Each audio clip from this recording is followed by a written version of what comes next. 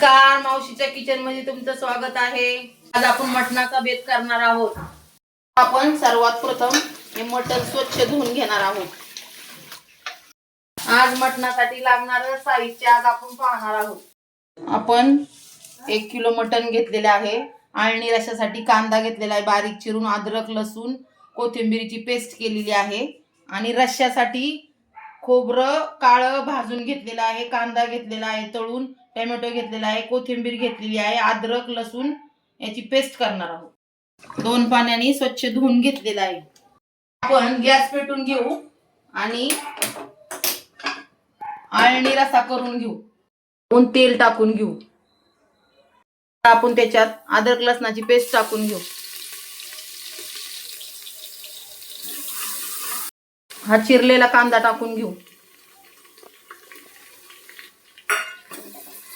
आता ह्यात 1 चमचा हळद घालून घेऊ। आता हे धुतलेलं मटण आपण ह्यात टाकून घेऊ। आपण ह्याच्यात चवीनुसार मीठ घालून घेऊ। मिक्स करून घेऊ।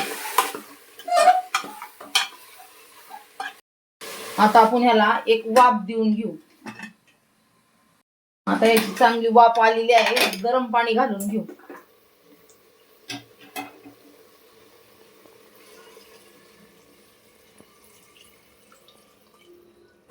मिक्स करून घेऊ। परत कोथिंबीर टाकून घेऊ आणि आपलं कुकरचं झाकण लावून घेऊन ह्याच्या 3 शिट्ट्या करून घेऊ। वाटण बारीक घेतलेलं आहे आपण अशा पद्धतीने।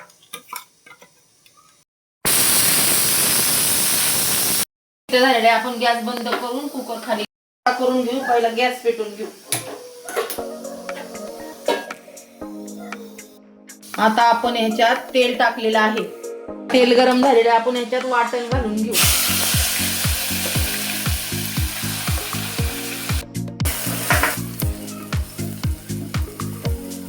ह्याच्यात टोमॅटो घालून घेऊ।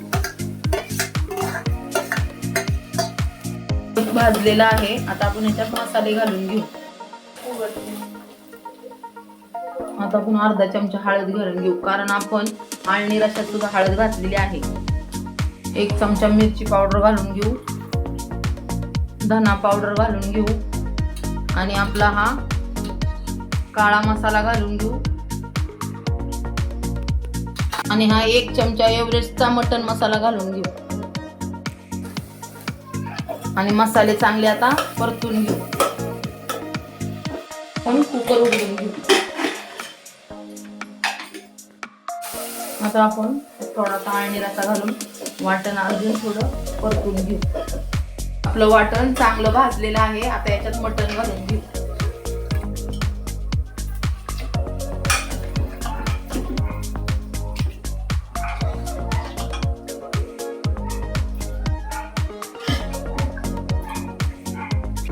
सगळं मटण याच्यात टाकलेलं आहे। आता रश्याला छान उकळी येऊन देऊ। असा छान उकळत आहे। आता हा रसा मंद गॅसवर 5 ते 10 मिनिटं उकळून देऊ। आपलं मटण छान असं उकळलेलं आहे। अशी लाल तरी आलेली आहे आणि आता आपण त्याच्यात थोडीशी कोथिंबीर घालून घेऊ आणि गॅस बंद करून घेऊ।